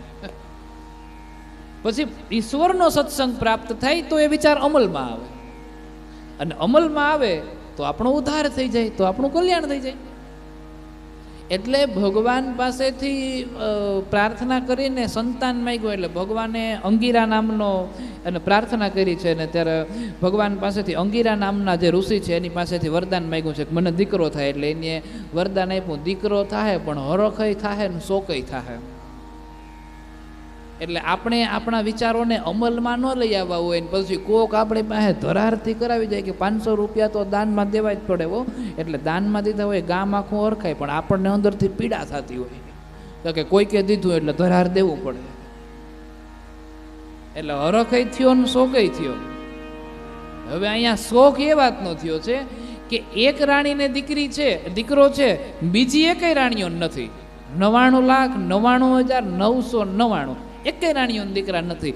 એટલે જ્યાં દીકરો છે ત્યાં ચિત્રકેતુ નામનો રાજા વારંવાર જાય છે. એટલે ઓલી રાણીઓને ઈર્ષા થાય છે, ઓલા જે ખરાબ વિચારો હોય ને એને બધાને ઈર્ષા થાય કે આને શું કામ અમરમાં લે, હવે એ ન આવવો જોઈએ. એટલે ઓલી રાણીઓ બધી ભેગ્યું થઈને આને ઝેર પાઈને મારી નાખે છે. એટલે એ વિચાર નહીં કાઢી નાખે. એક સારો વિચાર આવ્યો એટલે બીજા ખરાબ વિચારો 10 આવે જે સારા વિચારને નાબૂદ કરી દે છે. એટલે એને મારી નાખ્યું છે. આવું અનેક પ્રકારનું જ્ઞાન દીધું છે. માતા પાર્વતીના શ્રાપને કારણે એ વૃત્રાસુર બનીને ધરતી ઉપર અવતાર ધારણ કર્યો છે એની ચર્ચાઓ છે. દેવતાઓ, દૈત્યો, મરુદગણોની કથા કહીને બતાવી છે. એ બાદ દિતિ માતાએ ઇન્દ્રને સજા કરવા માટે થઈ અને કશ્યપ ઋષિ પાસે દીકરો માંગ્યો છે અને કીધું છે કે મને કોઈ પણ સંજોગોની અંદર દીકરો આપો, મારે એને મારવો છે. પણ ભાવથી માંગ્યા છે. 49 જેટલા એવું કહેવાય છે કે ભાઈઓ ઉત્પન્ન થયા છે, પરંતુ એ એકેય મરુદગણો જે ઉત્પન્ન થયા છે એ એક પણ મરુદગણ છે એ ઇન્દ્રની વિરુદ્ધમાં નહીં, એના ભાઈ થઈને રહ્યા છે. એવી કથાને દર્શાવી છે. પુંસવન વ્રતની વિધિ દર્શાવી છે. અહીંયા 6ઠા સ્કંધને વિશ્રામ આપ્યો છે અને 7મ સ્કંધની શરૂઆત થાય છે. 7મા સ્કંધની શરૂઆતની અંદર જ ભગવાન પરીક્ષિત છે એ સુખદેવજીને પૂછે છે કે ભગવાન તો સમાન છે, એ તો દૈત્યોને સરખા જોવો જોઈએ અને દાનવોને પણ સરખા જોવા જોઈએ, તો પછી ભગવાન શા માટે દૈત્યોને મારી નાખે છે અને દેવતાઓને બચાવે છે? આવો જ્યારે પ્રશ્ન કર્યો છે ત્યારે એ પ્રશ્નને સમજાવતા આ 7મા સ્કંદની શરૂઆતની અંદર ભગવાન એવું કહેવાય છે, સુખદેવજી મહારાજ એ યુધિષ્ઠિરની એક કથાને કહીને દર્શાવે છે કે જ્યારે એ ઇન્દ્રપ્રસ્થનું રાજ્ય કરે છે અને એ ઇન્દ્રપ્રસ્થ રાજ્યને જ્યારે વસાવ્યું છે ત્યારે એ ઇન્દ્રપ્રસ્થ રાજ્યને વસાવ્યા પછી જ્યારે અગ્ર પૂજા માટે કોને બેસાડવા, આની જ્યાં ચર્ચાઓ કરવામાં આવી છે. જરાસંઘનો દીકરો સહદેવ થયો છે ને વગેરે બધી ચર્ચાઓ કરવામાં આવી છે. અને પછી કહેવામાં આવ્યું છે કે ભગવાન શ્રી કૃષ્ણ અગ્ર પૂજા તરીકે ઉત્તમમાં ઉત્તમ છે, એને અગ્ર પૂજામાં રાખવા જોઈએ. નારદજી સાથે આ સત્સંગ થયો છે. અગ્ર પૂજામાં ભગવાન શ્રી કૃષ્ણને મૂકવા જોઈએ અને અગ્ર પૂજા પૂર્ણ થઈ જાય છે ત્યાં સુધી એક પણ વ્યક્તિ કાંઈ બોલતા નથી. પણ જેવી અગ્ર પૂજા પૂરી થાય એટલે શિશુપાળ ઊભો થાય છે અને સીધો મંડે છે અપશબ્દ બોલવા. શિશુપાળને તો વરદાન છે કે 100 ભૂલો હું ભગવાન કહે છે કે એની માફ કરીશ, જ્યારે 101મી ભૂલ કરશે ત્યારે હું એને મારી નાખીશ. એટલે 100 અપશબ્દ બોલ્યા છે, 101માં બોલવા જાય છે. ભગવાનને ખબર હતી કે આજ આ 100 ભૂલ કરશે, એટલે ઓલું સુદર્શન ચક્ર છે ને આમ આંગળીમાં ત્યારે જ રાખ્યું હતું. જેવો 101માં બોલવા જાય ને ફૂંક મારવાની વાર હતી ખાલી, એટલે સીધું ફૂંક મારી એટલે સીધું ઓલાનું મસ્તક કપાઈ ગયું. અંદરથી જ્યોત પ્રગટ થઈ છે અને જ્યોત પ્રગટ થઈને સીધી ભગવાનમાં મળી ગઈ છે. અંદરની જ્યોત પ્રગટ થઈ સીધી ઈશ્વરમાં મળી ગઈ છે. એટલા માટે થઈને એ સમયે યુધિષ્ઠિરે નારદને પૂછ્યું, હે નારદજી, આવી રીતે જ્યોતિ સ્વરૂપે પ્રગટ થઈને ભગવાનમાં મળવું હોય તો કેટલા અપશબ્દ બોલવા પડે? નારદજી કે એમ નો હાલે, એ તો એના સ્વભાવ પ્રમાણે અપશબ્દ બોલે, તારે તારા સ્વભાવ પ્રમાણે કરવું. તારો ભજનનો સ્વભાવ હોય તો તારે ભજન કરવું પડે. એનો સ્વભાવ ગાળો દેવાનો હતો એટલે એને ગાળો દીધો છે, પણ એને કૃષ્ણને કેન્દ્રમાં રાખ્યો છે. ખાલી ફરક એટલો છે. કંસને દુશ્મનાવટ કરવી છે, પણ એ દુશ્મનાવટ કોની સાથે કરવી છે? તો કે કંસને દુશ્મનાવટ કૃષ્ણ સાથે કરવી છે. દુશ્મન થઈને ગયા છે તોય ઉદ્ધાર થયો છે, કારણ કે કૃષ્ણને કેન્દ્રમાં રાખ્યા છે. કુબજાને ભક્તિ, સબરીબાઈને ભક્તિ, મીરાબાઈને ભક્તિ, કારણ કે કૃષ્ણને કેન્દ્રમાં રાખ્યા છે. શિશુપાલને દુશ્મની કરી છે, અપશબ્દ બોલ્યો છે, એ એનો સ્વભાવ છે, કારણ કે એનો સ્વભાવ એવો છે કે ઉદ્ધાર કરવો, એટલે એના સ્વભાવ પ્રમાણે એનો ઉદ્ધાર કરી દે છે. કામ ગમે એ કરો, ભગવાન કેન્દ્રમાં કૃષ્ણ હોવા જોઈએ. એટલે એણીએ તો એના સ્વભાવ પ્રમાણે બધી જ વાત કરી છે. અત્યારે પરિવારની સુંદર વાતને સમજાવી છે. એ બાદ પેલી હિરણાક્ષની વાતને યાદ કરી છે કે હિરણાક્ષનું યુદ્ધ વરાહ ભગવાન સાથે થયું. વરાહ ભગવાને હિરણાક્ષને મારી નાખ્યા છે. પછી આગળ શું થયું ત્યારે પ્રશ્ન કર્યો છે, ત્યારે જવાબ દેવામાં આવ્યો છે કે એનો ભાઈ છે હિરણ્યકશિપુ. હિરણ્યકશિપુએ નક્કી કરી લીધું કે હવે ભગવાન વિષ્ણુ જ્યાં મળે ત્યાં એને મારવું, એની સાથે યુદ્ધ કરું. એટલે ભગવાન વિષ્ણુ હંતાણા, ને ક્યાં હંતાણા ખબર? હિરણ્યકશિપુના હૃદયમાં. એ કે એને ખબર છે કે આ બધાય ગોતશે, અહીંયા અંદર નહીં ગોતે, હકીકતે ગોતવાની જરૂર અંદર હોય. આ ચર્ચાઓ આપણે કરી ગયા. 100 વર્ષ સુધી તપસ્યા કરે છે, ભયાનક તપસ્યા કરી છે. બ્રહ્માજી પ્રસન્ન થયા. બ્રહ્માજી પ્રસન્ન થયા એટલે બ્રહ્માજી માગવાનું કીધું છે. ત્યારે આની શરતો મૂકી છે કે દિવસે ન મરું, રાતે ન મરું, ઉપર ન મરું, નીચે ન મરું, ધરતીમાં ન મરું, આકાશમાં ન મરું, અંદર ન મરું, બહાર ન મરું, લીલા ઝાડથી ન મરું, સૂકા ઝાડથી ન મરું, સર્પ કરડવાથી ન મરું, ઝેરથી ન મરું, બ્રહ્માના બનાવેલા એકેય અણુથી ના મરું, અને પછી બ્રહ્માજીને કહે તમારાથી ના મરું. એટલે બ્રહ્માજી કહે કે હાલો એ તો બધું બરોબર, પણ હવે કંઈ ભૂલાઈ નથી જતું ને, તો આવતું હોય તો યાદ કર લે, નકર હું તથાસ્તુ કઈ નીકળી જાય હવે. એટલે કે ના હવે પાકું થઈ ગયું. પછી એની એક લિસ્ટની કોપી કાઢી, વિષ્ણુ લોકમાં મોકલાવી દીધી. ભગવાન વિષ્ણુ બેઠા બેઠા વિચાર કરે છે કે હવે આને કેમ મારવું હોય. બને છે એવું ભગવાન દેવતાઓ ઉપર આક્રમણો જ્યારે શરૂ કર્યા છે, દેવતાઓ ઉપર આક્રમણોની જ્યાં શરૂઆત થઈ છે ત્યાં એવું કહેવાય છે કે પછી દેવતાઓ બહુ દુઃખી થયા, ભગવાન પાસે ગયા. ભગવાન કહે કે તમે ઉપાધિ કરોમાં એના બધા રસ્તા નીકળી ગયા છે, સમય આવીએ ત્યારે મરાઈ જાય. એમની આંગણે એક દીકરાનો જન્મ થયો છે. 4 સંતાનોનું વર્ણન કર્યું છે: લાદ, અનુલાદ, શુહલાદ અને પ્રહલાદ. એમાંથી પ્રહલાદ છે એ ભગવાનનો ભક્ત થયો છે. પ્રહલાદ જ્યારે એની માતાના ગર્ભમાં હોય છે, કયાધુના ગર્ભની અંદર, ત્યારે નારદજી પાસે બેસી અને કયાધુ સત્સંગ કરે છે. આ કથાની સુંદર રીતે વર્ણન કરીને બતાવ્યું છે. કયાધુએ સત્સંગ કર્યો છે એટલે ગર્ભમાંથી જ પ્રહલાદ ભક્તિને પ્રાપ્ત કરીને આવે છે. આ બાતને વિસ્તારથી આપણે કાલે કદાચ સમય હશે તો સાંભળશું. પ્રહલાદ કયાધુના ગર્ભમાંથી જ ભક્તિ કરીને આવ્યો છે. પછી ધીમે ધીમે પ્રહલાદને ભક્તિ પ્રાપ્ત થઈ. પ્રહલાદ હવે ધીરે ધીરે મોટા થવા લાગ્યા. એટલે મોટા થયેલા જે પ્રહલાદ છે એ પ્રહલાદને એવું કહેવાય છે કે ભણવા બેસાડ્યા. પ્રહલાદજી ભણવા બેઠા છે, ગુરુકુળની અંદર ભણે છે. ગુરુકુળની અંદર ભણતા પ્રહલાદ એ ભગવાનની ભક્તિ કરે છે. એક વખત ભણીને જ્યારે પાછા ફર્યા છે ત્યારે પ્રહલાદના પિતા હિરણ્યકશિપુએ પ્રહલાદને પૂછ્યું, હે દીકરા, તને કઈ સારી વસ્તુ ભણવામાં ગમી? આ વાત આપણે બધાએ શીખવાની જરૂર છે. આપણું સંતાન જ્યારે ભણીને ઘરે આવે ત્યારે આપણે એને પૂછવું જોઈએ કે તને તું જે ભણ્યો છે એમાં તને સારું શું લાગ્યું? એટલે જે સારું લાગ્યું ને એ જ બાબતોને આપણે સમક્ષ રજૂ કરશે. એટલે ખરાબ બાબતો ઉપર એનું ધ્યાન જ નહીં જાય. તને સારું શું લાગ્યું એ બાબતને દર્શાવ. પિતાજીના ખોળામાં બેઠા છે એટલે થોડાક ભગવાનના ગુણ ગાયા. પિતાને ગમ્યું નહીં. ગુરુકુળમાં મોકલા. ગુરુકુળમાં મોકલીને જે ભણાવતા હતા એને ખીજાણા કે તમે શું કરો છો? આ બધું દુશ્મન વિશે ભણાવો છો? દુશ્મન ઊભો કરો છો કે દીકરો ઊભો કરો છો? પછી ગુરુકુળના જે લોકો છે એ બધા એવો વિશેષ કરીને એના ઉપર ધ્યાન દેવા લાગ્યા. ફરી પાછો એક વખત પ્રહલાદને ઘેર બોલાવ્યો છે. ફરી પાછો ઘેર બોલાવીને પ્રહલાદને પૂછ્યું કે દીકરા, હવે તને શું નવું લાગ્યું છે? અને ત્યારે પ્રહલાદ બોલ્યો છે કે ભગવાન, પિતાજી, મને 9 વસ્તુ ગમી. હું 9 પાઠ ભણ્યો. શ્રવણમ કીર્તનમ વિષ્ણુ,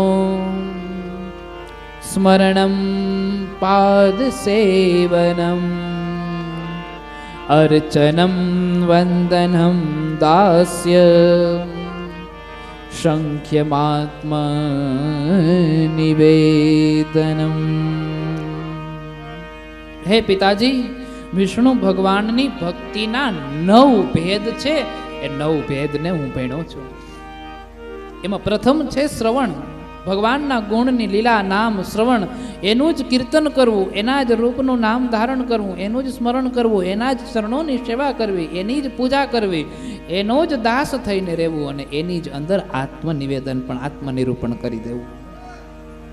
શ્રવણમ કીર્તનમ વિષ્ણુ, સ્મરણમ પાદ સેવનમ, અર્ચનમ વંદનમ દાસ્ય, સંખ્યમાત્મ નિવેદનમ.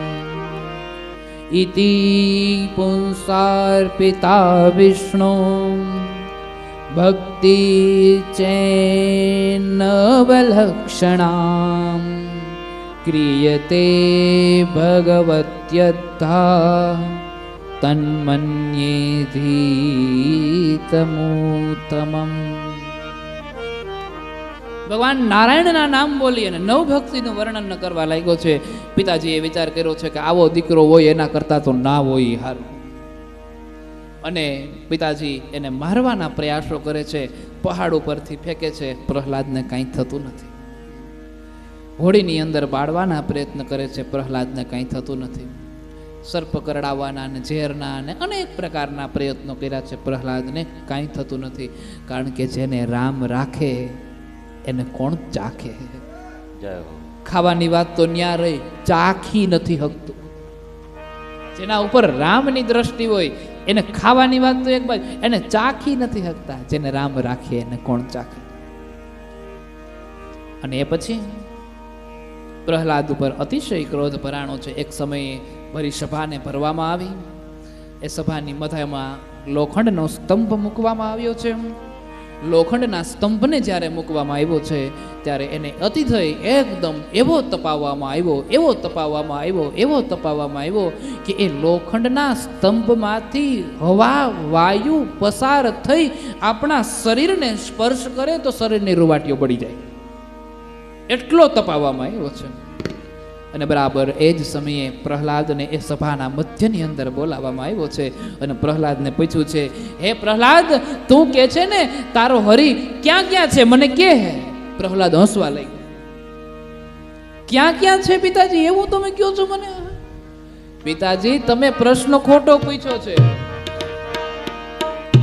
આ પ્રશ્ન તમારો ખોટો છે. મારો હરી ક્યાં ક્યાં છે એમ નહીં, ક્યાં નથી એમ પૂછવું જોઈએ.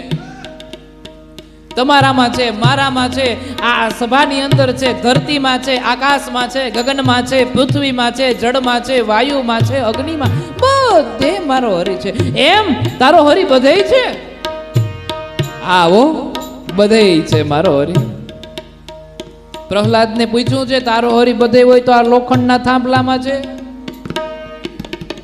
આહા, નાનકડો એવો બાળ લોખંડના સ્તંભ તરફ નજર કરે. સ્તંભ તરફ નજર કરતાની સાથે જેવું કહેવાય છે એમાં નાનકડી કીડીની હાર જાતે દેખાય. આ સૃષ્ટિનો નાનામાં નાનો જીવ જો આ લોખંડના થાંભલા ઉપર હાલીને જાતો હોય તો એમાં જરૂર કાંઈક છે. પ્રહલાદ કે હા વો પિતાજી, એમાં કાંઈક છે, કાંઈક છે, કાંઈક છે. અને કાંઈક છે આમ જ્યાં કીધું છે, હા પિતાજી, એમાં પણ મારો હરિ છે, એમાં પણ મારો ભગવાન છે, એમાં પણ મારો ઈશ્વર છે. અને ત્યારે એના પિતાજીએ કીધું છે, જો એમાં તારો ઈશ્વર હોય તો જા એને બથ ભરી લે. અને એક પણ ક્ષણનો વિલંબ કર્યા વગર ભગવાનનો ભેટો કરવાનો છે. પ્રહલાદ દોડીને નીકળો, દોડ્યો જાય અને લોખંડના સ્તંભને જેવો આમ બાદ ભરીને બીડવા જાય, વૈકુંઠમાં બેઠા મારા હરિએ વિચાર કર્યો કે આજ માનો ગર્ભ લેવાનો વિચાર ન કરાય, કારણ કે તો 9 મહિના નીકળી જાય, અહીંયા ભક્તો નીલાજ જાય. અને ભગવાને વિચાર કર્યો છે આજ માના ગર્ભને પણ ધારણ કરવો નથી. એ જ સમયે બરાબર ક્ષણ માત્રના 6થા ભાગની અંદર પરમાત્મા એ લોખંડના સ્તંભને ફાડ્યો અને લોખંડના સ્તંભમાંથી ભગવાન અડધું નર અને અડધા સિંહના સ્વરૂપની અંદર નૃસિંહ ભગવાન પ્રગટ થયા છે. બોલ નૃસિંહ ભગવાન કી જય. પુષ્પની વૃષ્ટિ થઈ પ્રહલાદ ઉપર. નૃસિંહ ભગવાન પ્રગટ થઈ ગયા.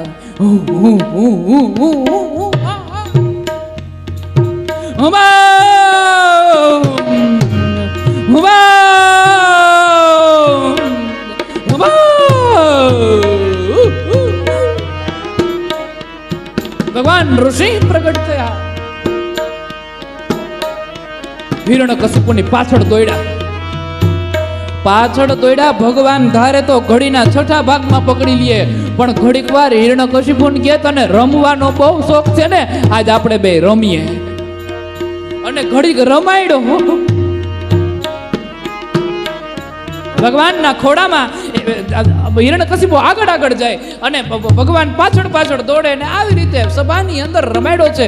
પ્રહલાદ આ બધા દ્રશ્યોને જોઈ રહ્યો છે. બરાબર મધ્યનો સમય થયો છે, સંધ્યાનો સમય થયો. સંધ્યાના દિવસમાં આવે ન રાતમાં. સંધ્યાનો સમય થયો, બરાબર ઉંબરાની વચ્ચે ભગવાને હિરણ્યકશિપુને ઝાયલો ઝાલીને પોતાના ખોડામાં નાખ્યો અને ખોડામાં નાખીને હિરણ્યકશિપુને નહોર બતાવ્યા છે. નખ બતાવીને ભગવાને કીધું છે, જોઈ લે દિવસ છે કે રાત. ત્યારે હિરણ્યકશિપુએ કીધું, આ તો દિવસય નથી ને રાતય નથી, સંધ્યા છે.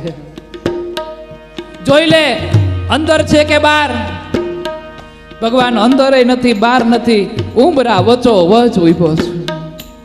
ધરતીમાં છે કે આકાશમાં. ભગવાન ધરતીમાંય નથી ને આકાશમાંય નથી, હું તો તમારા ખોડામાં બેઠો. જોઈ લે મારા હાથમાં અસ્ત્ર કે શસ્ત્ર છે? ના ના કાંઈ નથી હો. મારા સ્વરૂપને જો હું નર છું કે નારી? એ પ્રભુ તમે તો નરય નથી નારી નથી, આપ તો નૃસિંહ ભગવાન કી જય.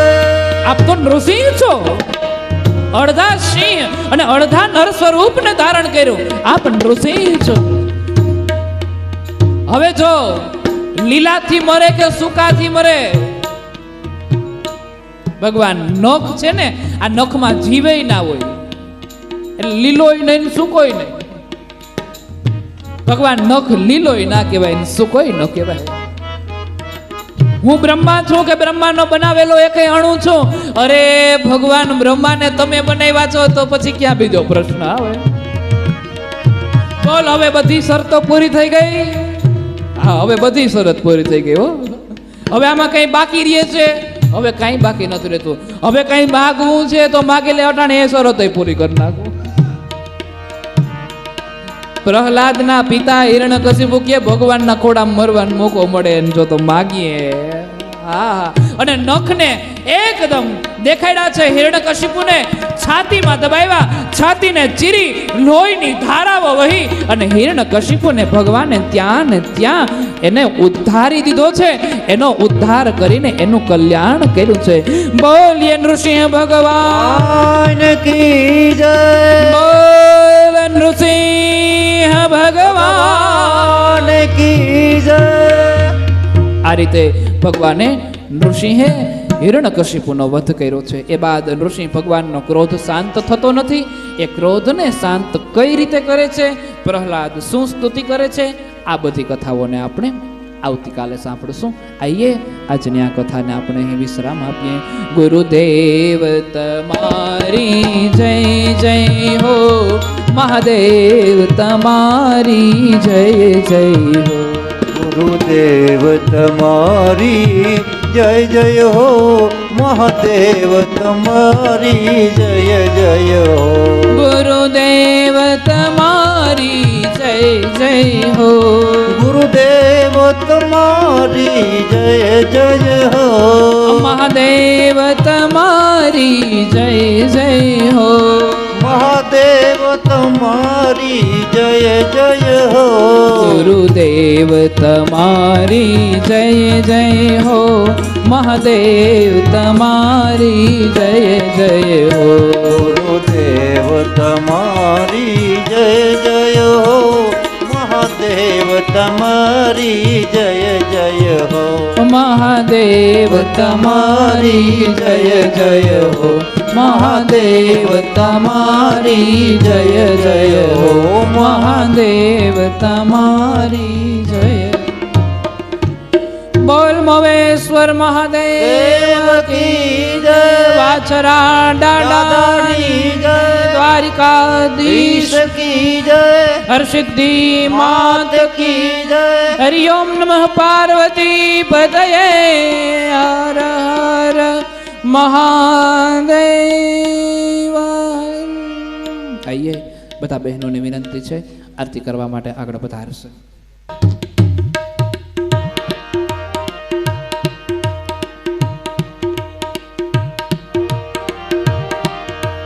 ये भागवत भगवान की है आरती, पापियों को पाप से ये तारती। ये भागवत भगवान की है आरती, पापियों को पाप से ये तारती। ये अमर पंथ, ये मुक्ति पंथ, ये पंचम वेद निराला, नई ज्योत जगाने वाला, नई ज्योत जगाने वाला, नई ज्योत जगाने वाला। हरि नाम यही, हरि धाम यही, नाम यही है, नाम यही तारते। पापियों को पाप से ये तारते। ये भागवत भगवान की है आरती, पापियों को पाप से ये तारते। ये मधुर बोल मम पंथ खोल, ये आने वाली बिगड़ी को बनाने वाली, बिगड़ी को बनाने वाली। हरि नाम यही, हरि धाम यही, हरि नाम यही, हरि धाम यही। ये जग मंगल की आरती, पापियों को पाप से ये तारती। ये भागवत भगवान की है आरती, पापियों को पाप से ये तारती। ये भागवत भगवान की है आरती, पापियों को पाप से ये तारती, पापियों को पाप से ये तारती हो, पापियों को पाप से ये तारती। कर्पूर गौरम करुणावतारम संसार सारम भुजगेन्द्रहारम सदा वसन्तं हृदयारविन्दे भवं भवानी सहितं नमामि। मङ्गलं भगवान् शम्भो मङ्गलं वृषभध्वजा मङ्गलं पार्वतीनाथ मङ्गलाय तनो हरि। सर्वमङ्गल माङ्गल्ये शिवे सर्वार्थ साधिके शरण्ये त्र्यम्बके गौरी नारायणी नमोस्तुते, नारायणी नमोस्तुते, नारायणी नमोस्तुते, नारायणी नमोस्तुते। बोल महेश्वर महादेव की जय। हरि ओम नमः पार्वती पतये हर हर महादेव। गंगे हर नर्मदे हर जटा शंकरे हर हर महादेव। आइए